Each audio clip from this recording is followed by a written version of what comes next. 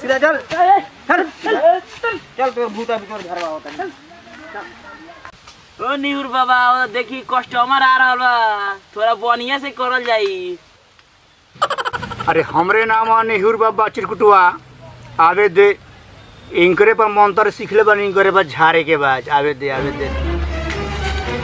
बेटा कहां ले जाता रे कौन सा लगे सांप ये धइले भूत सांप लगा अंगठा टाटे ए बेटा बाबा लगे आगे नहीं सब लेकर बाबा लगे तोरा अरे बैठ गया तोनी के बाबा कहां ले जा देख इनका भूत धइले बा थोड़ा झाड़ दे। निहुर बात में अच्छा झाड़ देंगे भूत के को ए साला नेहुरवा का झारी रे ई नेहुरवा अरे चुप मारेगा मंत्र हो जाए खंतार चुप चला अरे बेटा हाथ पकड़ कर हमरा के जाय देना रे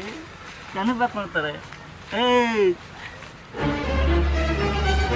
छोट काली मंत्र लाली देखे में निहारे मेहनत में अरे बताओ तू कौन बारे कितना सुंदर लगत नहीं ना चिन्हत रे नेहुरवा नेहुरवा तू क्या झर रे चुप मूर्ख अंतर मंतर शैतानी खोपरा बाबा थोड़ा ठीक से अंतर मंतर शैतानी खोपरा आ भूत प्रेत के माँ का भोसरा। बाबा थोड़ा ठीक से चुप मूर्ख अनाथ बच्चा बातें सारी भूल जा आम मेरा पकड़ तू झूल जा। रे नेहुरवा चुप हम चढ़ जाई नेहुरवा बड़ी खतरनाक चला इधर आओ। जी बाबा मीठा पकड़ो इसको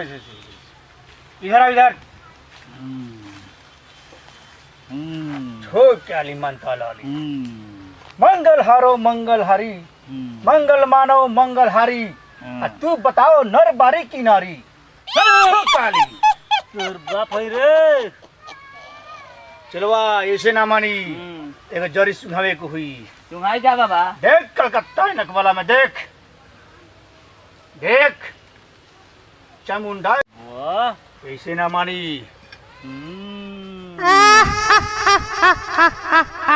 चलवा ऐसे ना मानी चल जाओ छत बस रह दे এইবারে তোকে খাবো चिल्लाओ पाउडर निकाल निकाला था नहीं बाबा देख मैं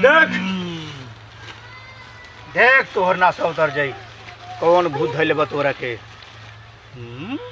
चला बोल तोरा का चाही तू काथी में मनबे ए नेहुरवा तू हमरा के देबे देबे ऐसे नाम मानी मंत्र मारे को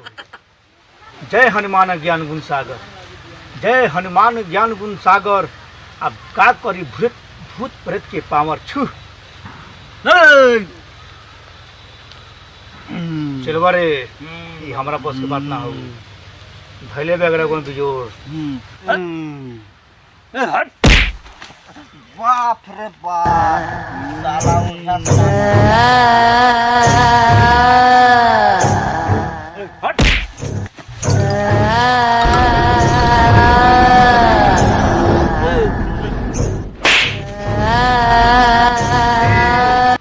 बगु तू हमरा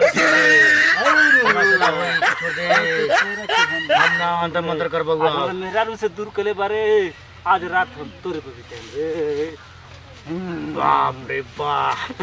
बाप ये कहाँ से पड़ गई है बाबा तेरे में बाप रे भागत रे बाप